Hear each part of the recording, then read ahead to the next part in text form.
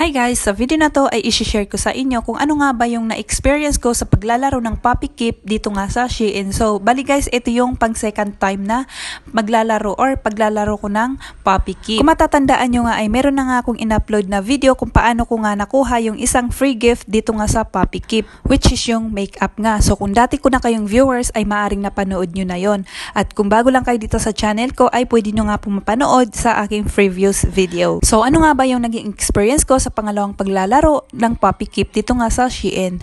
So yung mga maglalaro pa lang or naglalaro na nga ay maaring mapulutan nyo to ng aral or magkaroon kayo ng awareness. So itong ipapakita ko sa inyo ngayon guys ay ito yung pangalawang beses na paglalaro ko ng Poppy Keep dito nga sa Shein. Dahil yung nakaraan ay nakuha ko na ngayong free gift. So ngayon guys ay kung mapapansin nyo yung aking love points na natitira is 7 hearts na lang. So yun yung kailangan kong mapunuan. Pero alam nyo ba, ang napansin ko nga dito mga sa Poppy Keep ay habang tumatagal or habang patagal ng patagal ay lalong nagiging mahirap makuha ito ngang heart points. Dahil kung mapapansin nyo, ang nakalagay dyan sa feed ko or yung pagkain ng aking puppy ay nasa 15,828.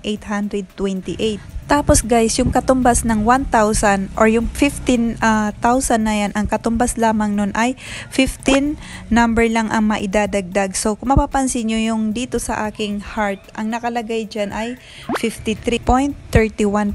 Tapos kapag naipakain na natin sa kanya yung 15,528 na yun ay ang magiging kalalabasan lang nun is nasa 68 lang. So, ibig sabihin, hindi pa rin siya aabot sa 100% para makuha nga natin yung buong heart or para maging heart nga or mapunuan nga yung heart na yan.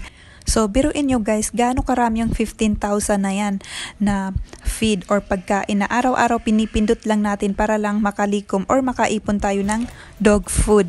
At alam nyo ba guys, ako sumasali pa ako dun sa contest para lang makarami ako ng dog food. At sa tuwing sumasali ako dun ay palagi nga ako nananalo ng 3,000 na pagkain. Pero ang hirap pa rin niyang punuin kasi biruin nyo guys, kada 1,000 na dog food, ang katumbas lamang nun ay isang number lang yung maidadagdag dito. At napapansin ko rin na sa tuwing papakonti na lang yung heart or bilang ng heart na ating pupunuin ay mas lalo siya nagiging mahirap makuha. Kahit na sobrang dami natin makuha ng mga dog food ay sobrang hirap talaga mapuno yung isang heart. Umaabot talaga ito ng I think isang buwan or higit pa siguro. So yun yung isa kong nakikita na hindi nga maganda kasi nga sobrang tagal mong pinaglaanan ng oras and then yung 1,000 ang katumbas lamang nun ay isang number nga lang yung naidadagdag dito nga sa number na to dito. So kahit ipakain ko ngayon tong 15,000 ay ganito 68% lang siya. Hindi pa rin siya talaga aabot ng 100%. So ganun siya kabagal or katagal bago mapuno itong isang heart na ito.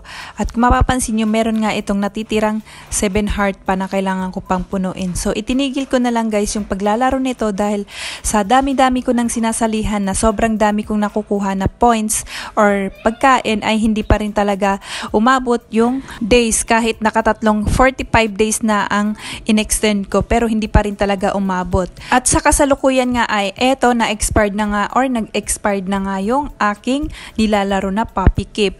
Pero magbibigay pa rin ako ng update kung eto nga ba ay mababawi or marirevive pa nga ba. Okay? So hanggang dito na lang. Thanks so much for watching.